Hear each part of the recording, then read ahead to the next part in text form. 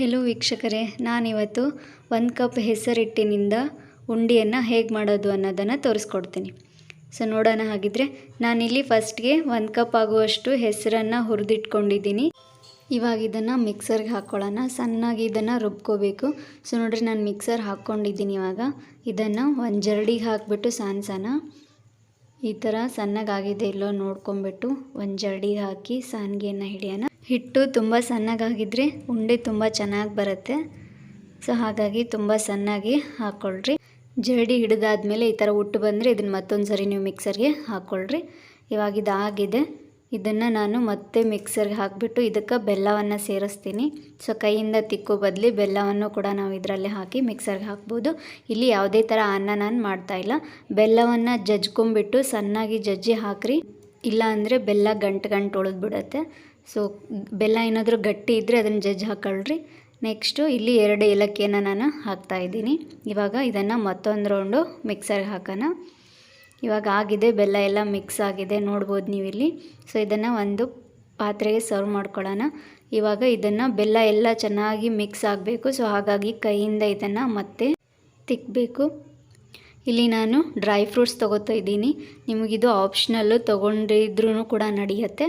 ನಾನಿಲ್ಲಿ ದ್ರಾಕ್ಷಿ ಮತ್ತು ಬಾದಾಮನ್ನು ಒಂದು ಸ್ವಲ್ಪ ತುಪ್ಪದಲ್ಲಿ ಹಾಕಿಬಿಟ್ಟು ಫ್ರೈ ಮಾಡ್ಕೋತೀನಿ. ಗ್ಯಾಸ್ನ ಮೀಡಿಯಮ್ ಫ್ಲೇಮಲ್ಲಿಟ್ಟು ಫ್ರೈ ಮಾಡ್ಕೊಳ್ರಿ. ಇಲ್ಲ ಅಂತ ಹೇಳಿದರೆ ಎಲ್ಲನೂ ಹೊತ್ತೋಗ್ಬಿಡುತ್ತೆ. ಸೊ ಇಷ್ಟು ಸಾಕು ಅನಿಸುತ್ತೆ. ಇವಾಗ ನಾನು ಇದನ್ನು ತೆಗಿತೀನಿ. ಇದು ತೆಗೆದು ಒಂದು ಬೌಲ್ಗೆ ಸರ್ವ್ ಮಾಡ್ಕೊಳ್ಳೋಣ. ಇವಾಗ ನಾನಿಲ್ಲಿ ಒಂದು ಅರ್ಧ ಬಟ್ಲಾಗುವಷ್ಟು ತುಪ್ಪವನ್ನು ಇದಕ್ಕೆ ಸೇರಿಸ್ಕೊತಾ ಇದ್ದೀನಿ. ಯಾಕಂತ ಹೇಳಿದರೆ ನಾವು ಇದರಲ್ಲಿ ಯಾವುದೇ ಥರ ಅನ್ನ ಮಾಡಿ ಹಾಕ್ತಾ ಇಲ್ಲ, ಡೈರೆಕ್ಟು ತುಪ್ಪದಿಂದನೇ ಮಾಡ್ತಾ ಇರೋದು. ಸೊ ಹಾಗಾಗಿ ಇಲ್ಲಿ ಅರ್ಧ ಬಟ್ಲು ತುಪ್ಪನ ಯೂಸ್ ಮಾಡ್ತಾ ಇದ್ದೀನಿ. ನಾನಿಲ್ಲಿ ತುಪ್ಪ ಬಿಸಿ ಮಾಡಿದ್ದೀನಿ. ಸೊ ಹಾಗಾಗಿ ಫಸ್ಟು 1 ಸ್ಪೂನ್ ಆಗುವಷ್ಟು ತುಪ್ಪವನ್ನು ಹಾಕ್ಕೊಂಡು ಚೆನ್ನಾಗಿ ಮಿಜ್ಕೋತೀನಿ ಕೈಯಿಂದ. ಸೊ ಸ್ವಲ್ಪ ತುಪ್ಪವನ್ನು ಹಾಕಿ ಇದನ್ನು ಚೆನ್ನಾಗಿ ಮಿಜ್ಜಬೇಕಾಗತ್ತೆ. ಕೈಯಿಂದ ಚೆನ್ನಾಗಿ ತಿಕ್ಕಬೇಕು. ಸೊ ನೋಡಿರಿ, ಇವಾಗ ಈ ಥರ ಉಂಡೆ ಕಟ್ಲಿಕ್ಕೆ ಬರ್ತಿದೆ ಅಂತಂದರೆ ಕರೆಕ್ಟಾಗಿದೆ ಅಂತ ಅರ್ಥ. ಸೊ ಇದನ್ನು ಮತ್ತೊಂದು ಸರಿ ನೀವು ಚೆನ್ನಾಗಿ ಈ ಥರ ತಿಕ್ಕಬೇಕು. ಇದಕ್ಕೆ ನಾನು ಡ್ರೈ ಫ್ರೂಟ್ಸ್ ಹುರಿದಿಟ್ಕೊಂಡಿದ್ನಲ್ಲ ಅದನ್ನು ಸೇರಿಸ್ಕೊತಾ ಇದ್ದೀನಿ. ಇವಾಗ ತುಪ್ಪನ ಇನ್ನೂ ಸ್ವಲ್ಪ ಸೇರಿಸ್ಕೊಂಡ್ಬಿಟ್ಟು ಚೆನ್ನಾಗಿ ತಿಕ್ಕಿ ಉಂಡೆಯನ್ನು ಕಟ್ಟಲಿಕ್ಕೆ ಸ್ಟಾರ್ಟ್ ಮಾಡೋಣ. ತುಪ್ಪ ಸ್ವಲ್ಪ ಜಾಸ್ತಿ ಇದ್ರೇ ಚೆನ್ನಾಗಿ ಉಂಡೆ ಆಗುತ್ತೆ. ಸೊ ಹಾಗಾಗಿ ತುಪ್ಪನ ಸ್ವಲ್ಪ ಜಾಸ್ತಿನೇ ಹಾಕ್ಕೊಳ್ರಿ.